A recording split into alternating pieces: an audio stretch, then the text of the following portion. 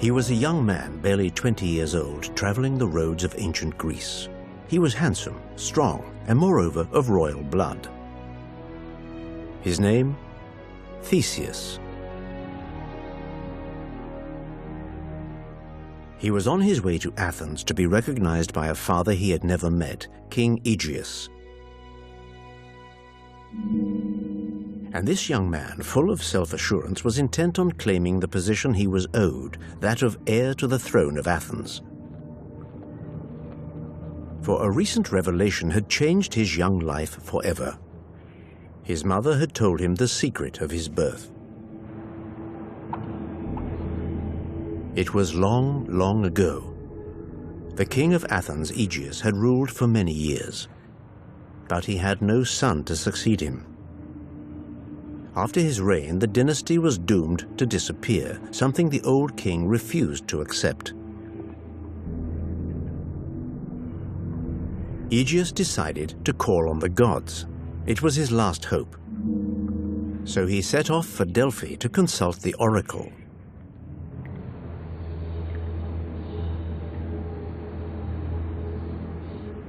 In Delphi, at the foot of Mount Parnassus, was the biggest sanctuary in the known world.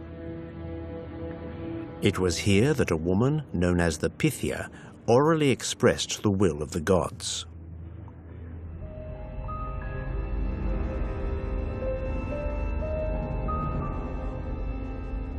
The Pythia lived as a recluse in the sacred enclosure of the Temple of Apollo. Perched on a tripod and entranced by smoke and incense, she cited to her priests the words of the divine.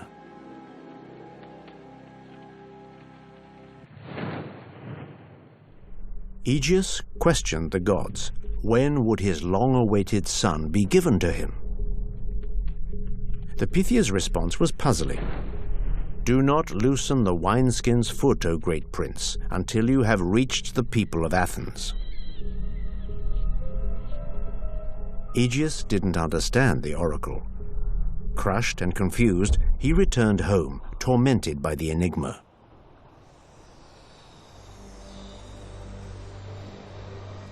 On his way back, he stopped off in Treason, unaware that his wish was finally about to come true.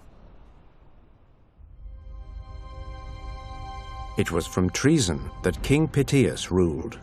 The monarch was known throughout Greece for his wisdom, but also for his clairvoyance. Theseus immediately understood what the oracle of Delphi meant, but he didn't tell Aegeus of his interpretation, for he had an idea. He organized a grand banquet to honor his guest.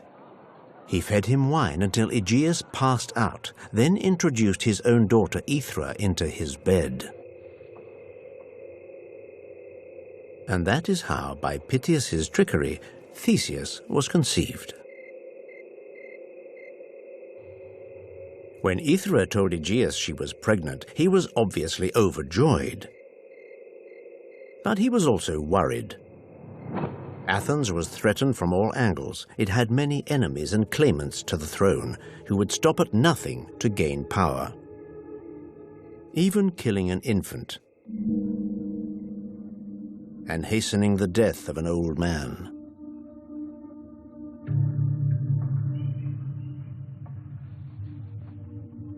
His decision was taken. His son would live in hiding here in Treason until he was old enough and strong enough to be recognized as heir.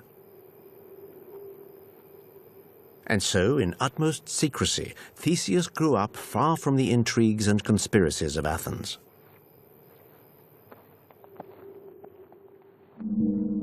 However, Aegeus wondered, how would he recognize the son he had never met when he came to him in Athens? Aegeus left Aethra what the Greeks called tokens, objects that would allow Aegeus to recognize Theseus as his legitimate son when the time came. These tokens were his sword and sandals. Aegeus had them buried in the ground beneath a huge rock which only his son, the future Theseus, would be strong enough to shift without help from anyone.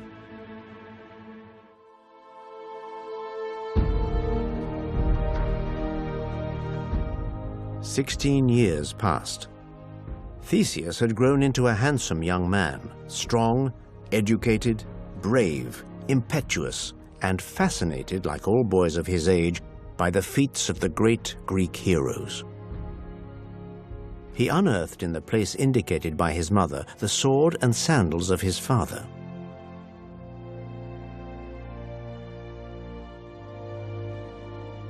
He readied to leave treason. His mother embraced him one last time. She hesitated a moment and then made a confession. She revealed to Theseus the truth about his origins.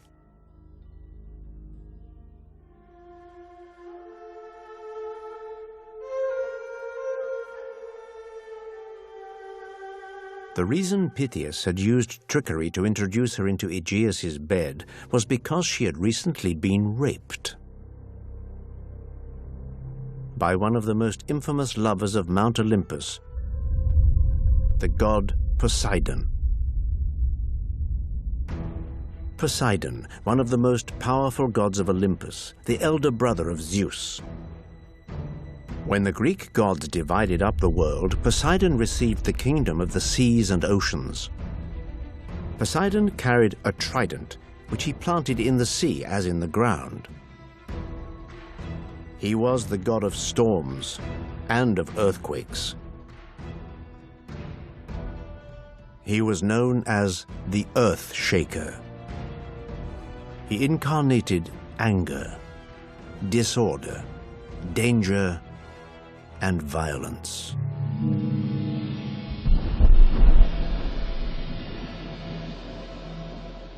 A few days before being sneaked into Aegeus's bed, the young Aethra had been taken to Poseidon by a goddess who had come to her in a dream. A goddess no one could refuse, the goddess Athena.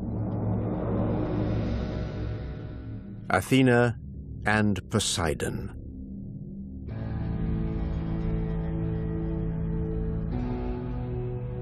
The goddess of war and the god of storms, always fighting and quarreling. The two of them couldn't stand each other. As a show of her wish for peace, Athena, not without ulterior motives, delivered the poor Aethra to the sexual appetites of Poseidon.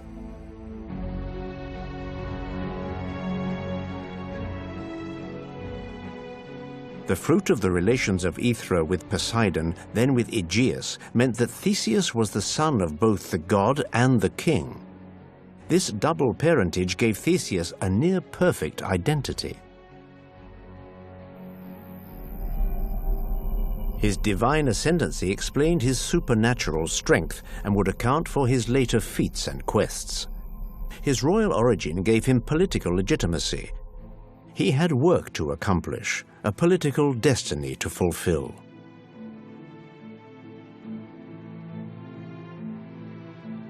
Theseus would leave treason.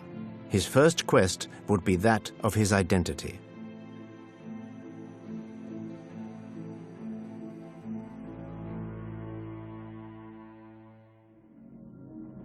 To reach Athens, there were two routes. The safest of them was by sea. But there was another, much more dangerous way, by road.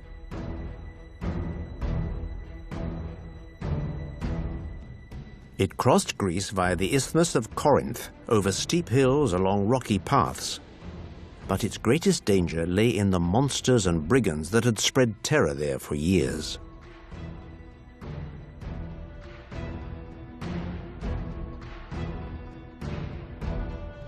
Theseus decided to take the road. And he defied one after the other all the evil creatures that crossed his path.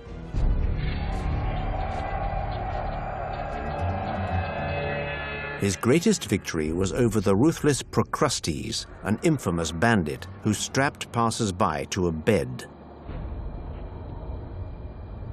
A bed that was either too long or too short for them. He then set about making them fit the bed by stretching them if it was too long, or cutting off their limbs if it was too short. In victory, Theseus inflicted on him the same punishment he had given his victims. In a way, Theseus applied the law of talion, an eye for an eye, a tooth for a tooth. Procrustes would perish on the very bed he had reserved for travelers. He was cut down to size. As a side note, in statistics today, Procrustes' analysis involves uniformly scaling anything that doesn't fit into the mold.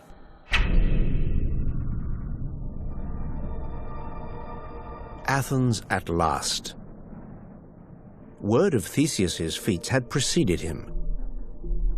Thanks to the sword and sandals of Aegeus, he was recognized by his father. Here, the king and heir, Aegeus and Theseus, are finally united.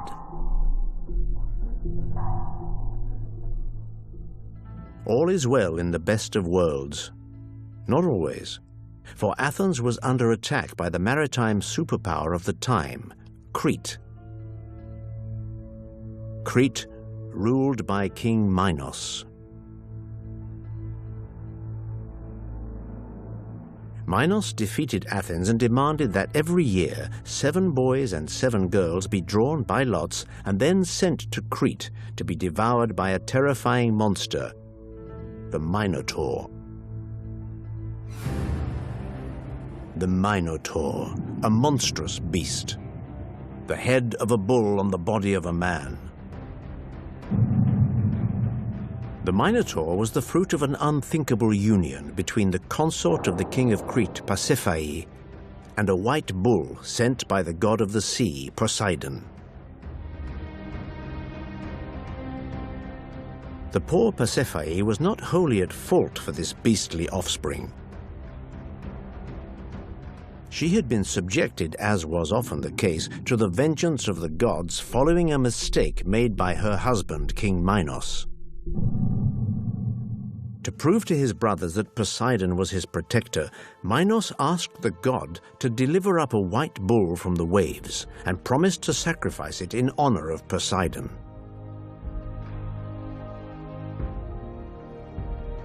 Poseidon delivered up the white bull, but when Minos saw the animal, so beautiful and so pure, he was unable to sacrifice it.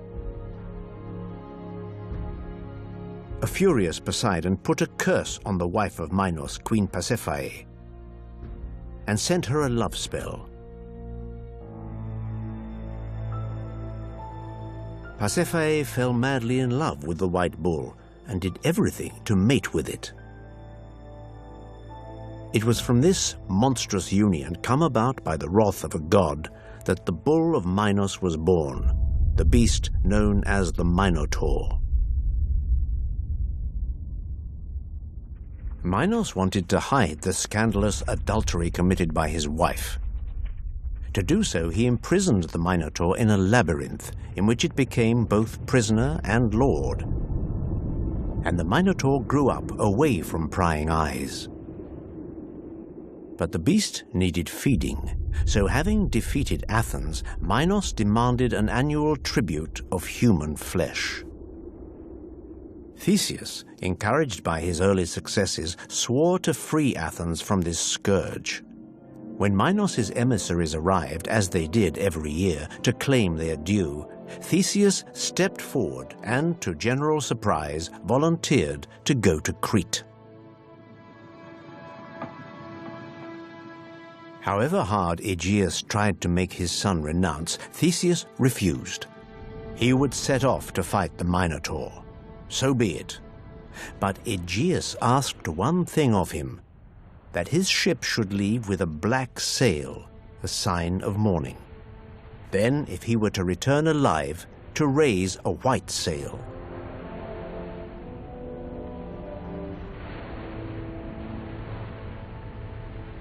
Every day, Aegeus climbed to the top of the highest hill to look out for his son's return.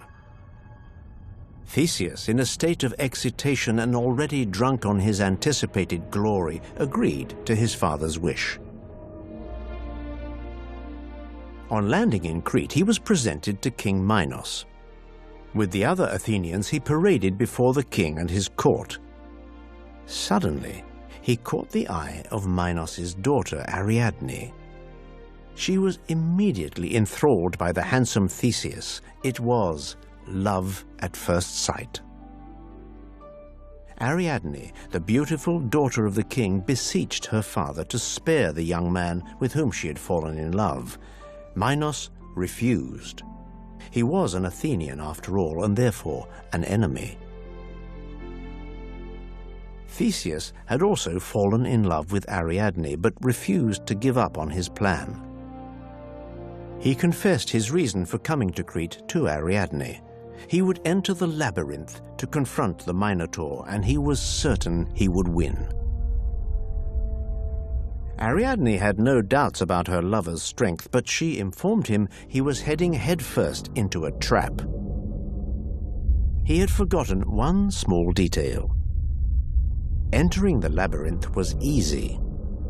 Getting back out again was the hard part. The labyrinth surpassed in ingenuity any maze that had ever existed. It was designed and built by the greatest architect of his day, Daedalus. Daedalus had laid out a head-spinning plan, with dead ends everywhere, detours and false paths. Every direction was a lure, every exit an illusion. The labyrinth was an inescapable trap. No one had ever come out alive. Theseus was distraught. His plan was reduced to ashes. Not for 1 second had he considered that, how to get out of the labyrinth. Only one man held the secret, Daedalus himself. Ariadne went to him and begged him to reveal the secret of the labyrinth. Moved by the love the young princess felt for Theseus, the architect told her that there was only one way of getting out, to keep a trace of how you got in.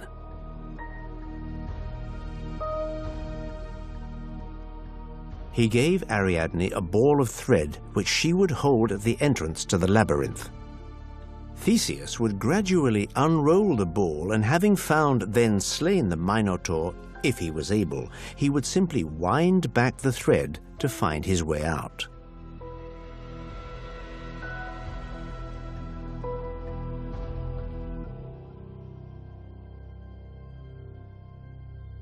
Ariadne gave the ball of wool to Theseus in return for a promise that he would take her to Athens with him when all was over. For not only was she about to betray her father by helping him, but also her homeland. Theseus promised and entered the labyrinth.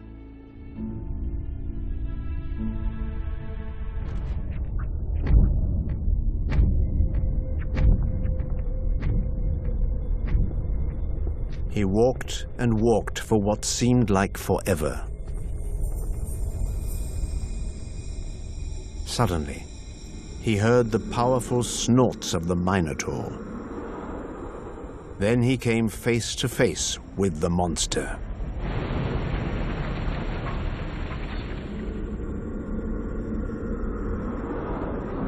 After a bloody battle to the death, the Minotaur fell to the ground. Theseus rewound Ariadne's thread until he was back outside.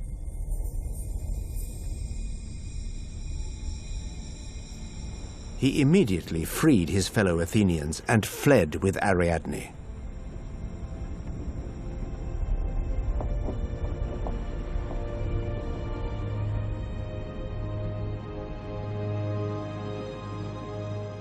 But a new threat hung over the young lovers' heads.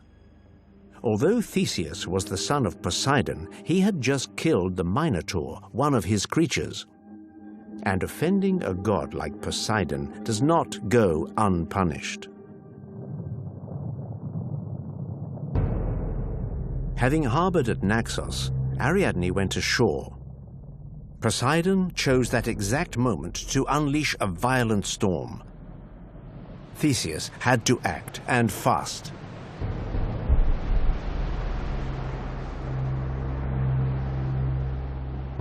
Should he flee the storm, or should he go ashore to find Ariadne, thus risking his ship being flung against the rocks?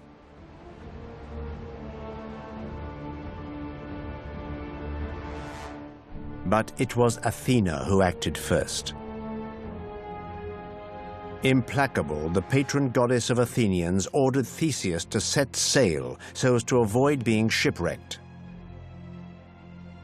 She commanded him to leave Ariadne behind, to forget her. His destiny lay elsewhere.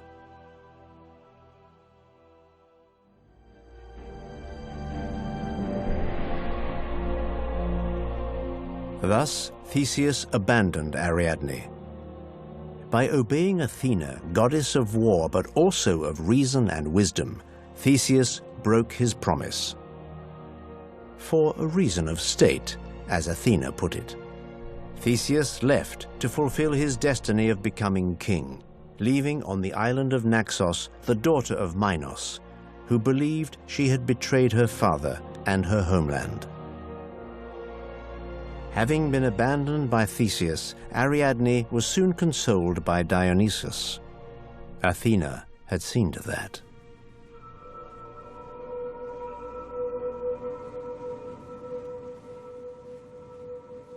Meanwhile, back in Athens, the old king Aegeus continued to climb every day the hill overlooking the sea. Every day he scanned the horizon in the hope of seeing the ship that would bring home his son. But in vain. The sea was deserted. And then, one day, a ship. Aegeus waited for it to approach to make out the color of its sail. He immediately recognized his son's ship, and it had hoisted a black sail. Theseus was dead.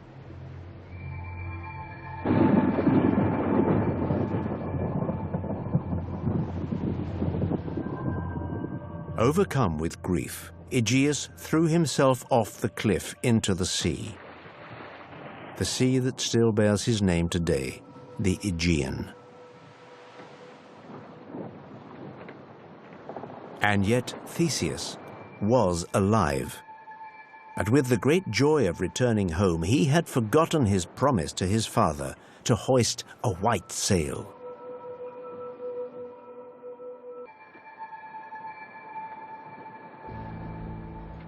When he landed in Athens, Theseus discovered a city where the joy of his return was darkened with sadness. Yes, Athens was saved from the terrible perils of the Minotaur, but the legitimate king, Aegeus, was dead. Look closely at this scene of the hero, the victor of all combats, who returned to become king. Theseus was a victor, for sure, but at what cost? Theseus incarnates insouciance, the strong man who uses his strength alone, not his mind, the man who forgets his promises.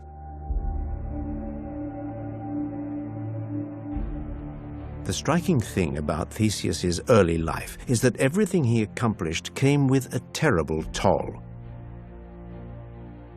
In the ancient Greek world, grandeur always went hand in hand with excesses that came back to haunt the hero and often his family and compatriots. So, was he at fault? Yes, certainly. Theseus knew that. But all these experiences finally taught him that strength and trickery weren't enough. Once he had seen the error of his ways, Theseus, once crowned king, united the cities, instilled justice and peace, and placed power in the hands of the people, thus founding a new regime which would become known as democracy. Then he withdrew to a place known only to him. He had undoubtedly finally understood into what precipices oversight drags those who let themselves be distracted by it.